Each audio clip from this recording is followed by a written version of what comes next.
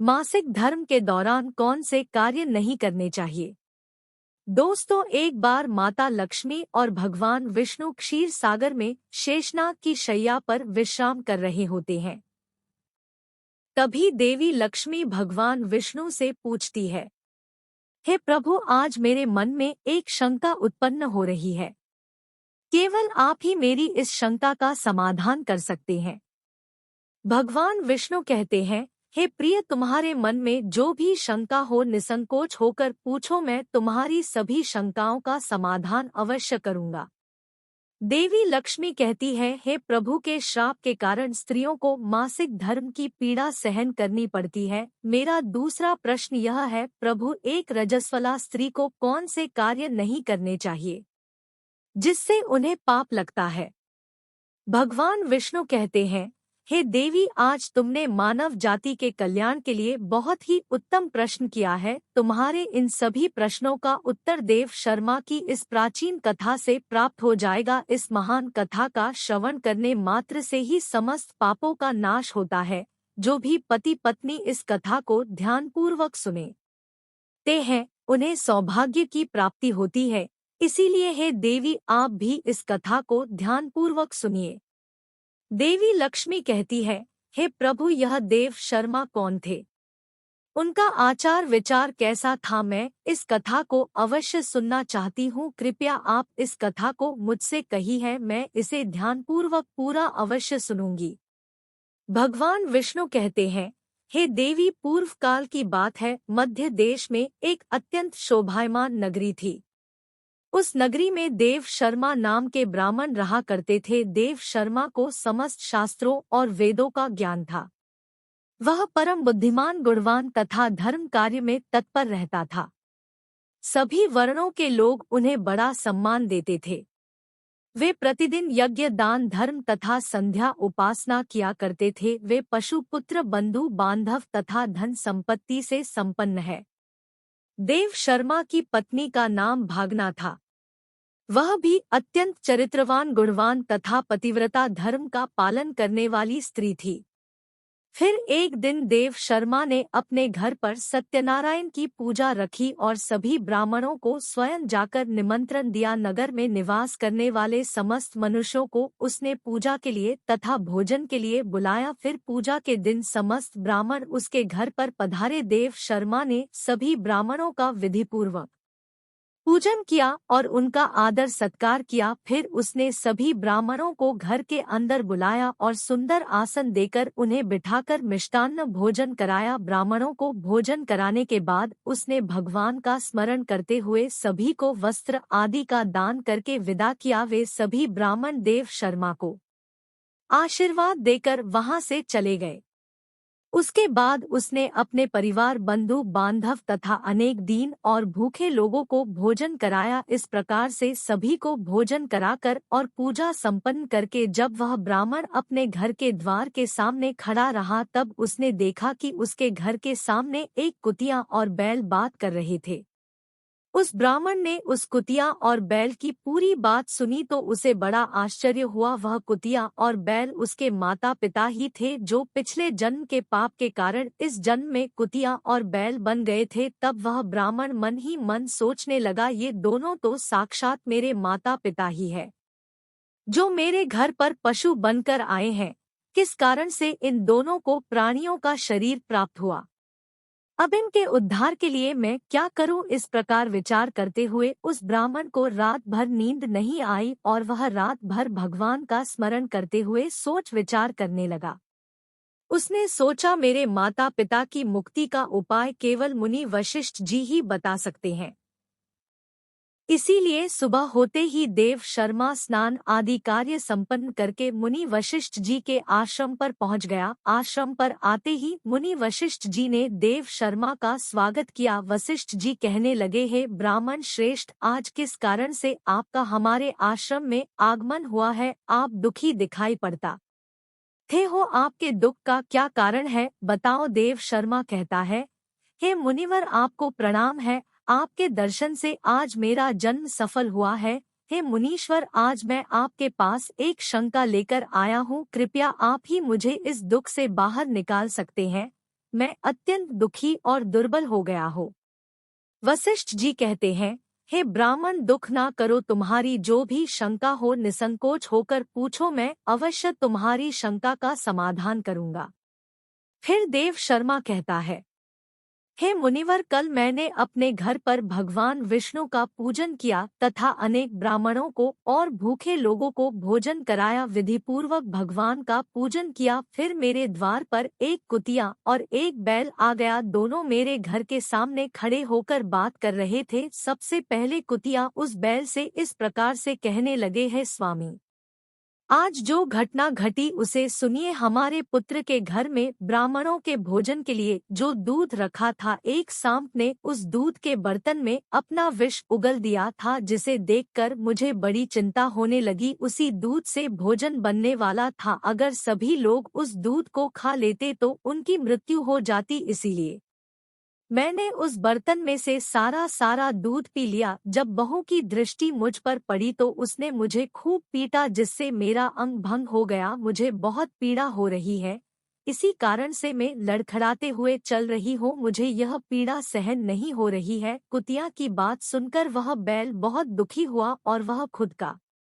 दान सुनाने लगा। हे प्रिय, अब मैं तुम्हें मेरे दुख का कारण सुनाता हूँ। मैं पूर्व जन्म में इस ब्राह्मण का पिता था। आज इस ब्राह्मण ने सभी लोगों को भोजन कराया, किंतु इसने मेरे सामने घास तक नहीं डाली और ना ही मुझे जल पिलाया। इसी कारण से मैं बहुत दुखी हो गया हूँ। फिर देव शर्मा कहने लगा, इस प्रकार से अपने माता पिता को कुतिया और बैल के रूप में ऐसा बोलते हुए देखकर मुझे बड़ा दुख हो रहा है। मुझे रात भर नींद नहीं आ रही है, हर क्षण मुझे चिंता सता रही है। मैंने कभी कोई पाप नहीं किया है, हमेशा धर्म के कार्य किए हैं, फिर भी मेरे माता पिता को ऐसे कष्ट झेलने पड़ रहे हैं। इसी कारण से आज मैं आपके पास आया हूँ। कृपया आप अपनी योग शक्ति से पता करके मुझे बताइए, किस कारण से मेरे माता पिता की ऐसी दुर्दशा हुई है और उनकी मुक्ति के लिए मुझे कौन सा कम करना चाहिए। फिर गुरु वशिष्ठ ध्यान लगाते हैं और उस ब्राह्मण के माता पिता के पूर्व जन्म के कर्मों को देखते हैं और देव शर्मा से कहने लगते हैं, हे ब्राह्मण, तुम्हारे माता पिता ने पिछले जन्म में घोर पाप किया है, उसी पाप के कारण आज उनकी ऐसी दुर्दशा हुई है। देव शर्मा कहता है, हे गुरुदेव, के इस पाप के कारण मेरे माता पिता की दुर्दशा हुई है, कृपया विस्तार से बताइए, मैं जानना चाहता हूँ। फिर ऋषि वशिष्ठ कहते हैं, हे ब्राह्मण देवता, तुम ध्यान से सुनो। ये बैल जो तुम्हारे पिता है, यह पिछले जन्म में कुंडी नगर के श्रेष्ठ ब्राह्मण रहे हैं।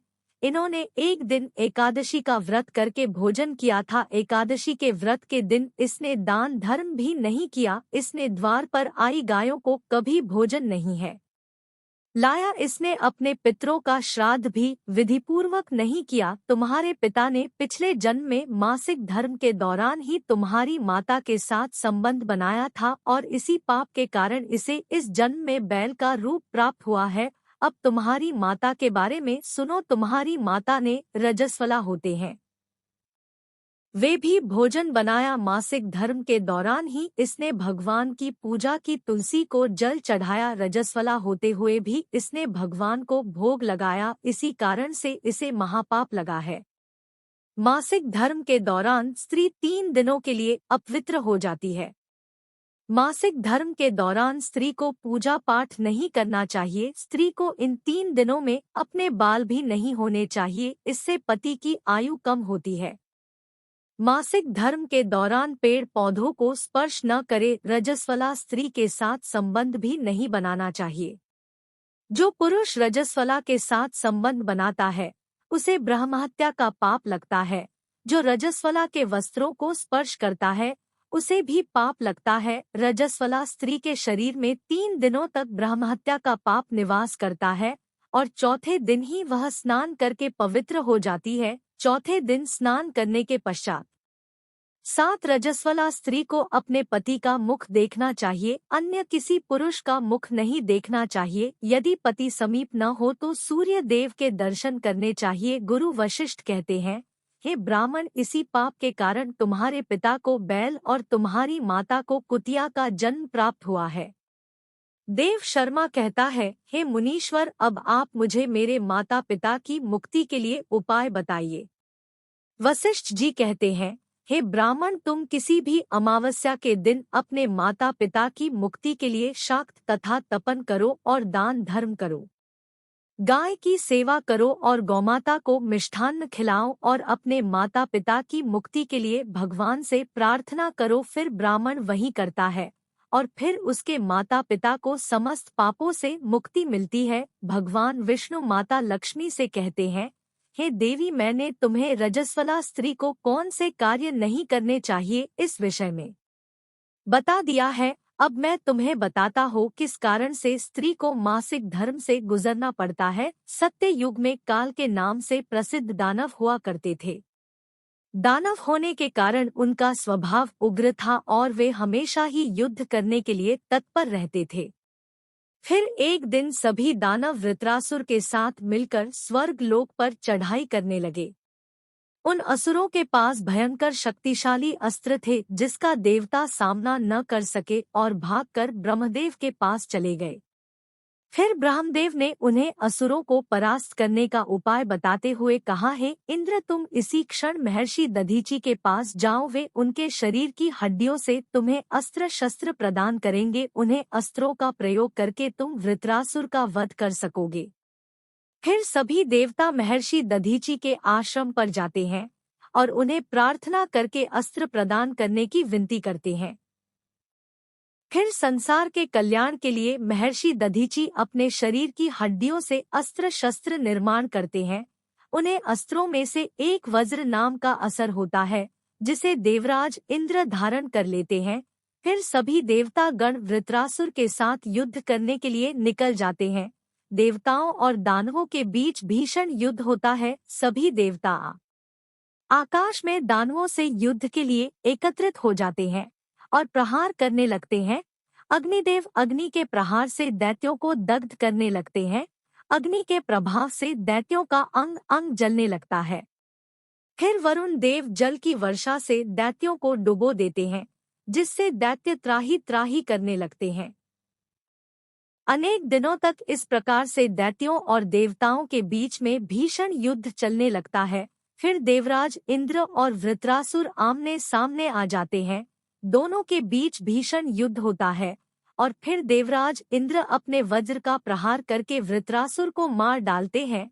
उस दानव वृत्रासुर की मृत्यु होते ही उसके शरीर से ब्रह्महत्या बाहर निकलती है और इंद्र का पीछा करने लगती है। फिर वह ब्रह्महत्या इंद्र के शरीर में प्रवेश कर लेती है जिससे इंद्र को ब्रह्महत्या का पाप लगता है। देवराज इंद्र ब्रह्मदेव के पास जाते हैं और उनसे ब्रह्महत्या से छुटकारा दिलाने के लिए कहते हैं। फिर ब्रह्मदेव उस ब्रह्महत्या को इंद्र के शरीर से निकलने की आज्ञा देते हैं और वह ब्रह्महत्या इंद्र के शरीर से बाहर निकलकर ब्रह्मदेव से कहने लगती है परमपिता अभी तक में वृत्रासुर के शरीर में निवास कर रही थी क्योंकि उसने अनेक ब्रह्मा हत्याएं की थी। जब इंद्र ने उसकी हत्या की तो मैं इंद्र के शरीर में वास करने लगी। अब आप ही मुझे कोई उचित स्थान दीजिए जहां पर मैं रह सकूं। फिर ब्रह्मदेव कहते हैं कि ब्रह्महत्या मैं तुम्हें उचित स्थान देता हूँ। फिर ब्रह्मदेव ने ब्रह्महत्या के 4 भाग किए और कहा है, ब्रह्महत्या तुम्हारा 1/4 भाग अग्नि के भीतर रहेगा। जो भी मनुष्य अग्नि को आहुति नहीं देगा तुम उसके शरीर में प्रवेश कर लेना। तुम्हारा दूसरा 1/4 भाग जल के भीतर रहेगा। जो भी जल में रुकेगा अथवा मलमूत्र का त्याग करेगा तुम उसके शरीर में प्रवेश कर होगी। फिर तीसरा 1/4 भाग पेड़ पौधों और वृक्षों के भीतर रहेगा। जो भी मनुष्य अकारण ही वृक्षों को काटेगा उसे भी ब्रह्महत्या का पाप लगेगा। फिर ब्रह्मदेव ने अप्सराओं को बुलाया और कहा, है अप्सराओं, इस ब्रह्महत्या का 1/4 भाग तुम ग्रहण करो। अप्सराएं कहने लगी है, प्रभु आपकी आज्ञा से हम इसे ग्रहण करने के लिए तैयार हैं, किंतु हमें भी इससे मुक्ति का कोई उपाय बताइए। फिर ब्रह्मदेव कहने लगे, है अप्सराओं, जो भी पुरुष रजस्वला स्त्री के साथ संबंध करेगा उसके अंदर यह ब्रह्महत्या प्रवेश कर जाएगी। इस प्रकार से ब्रह्महत्या के 4 भाग हुए, एक अग्नि में, दूसरा जल में, तीसरा वृक्षों में और चौथा स्त्रियों के अंदर प्रवेश कर गया। उसी ब्रह्महत्या के भाग्य के कारण स्त्रियों को मासिक धर्म आता है। जो भी पुरुष मासिक धर्म के दौरान स्त्रियों को स्पर्श करता है अथवा उनके साथ संबंध बनाता है, उसे ब्रह्महत्या का पाप लगता है।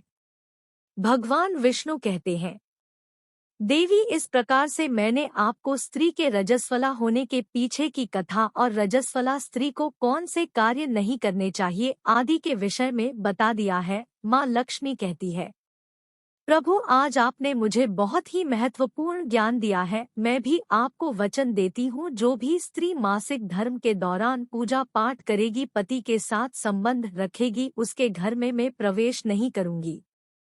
तो दोस्तों, इस प्रकार से मासिक धर्म के दौरान स्त्रियों को यह कार्य नहीं करने चाहिए। आपको यह कथा कैसी लगी कमेंट करके जरूर बताएं।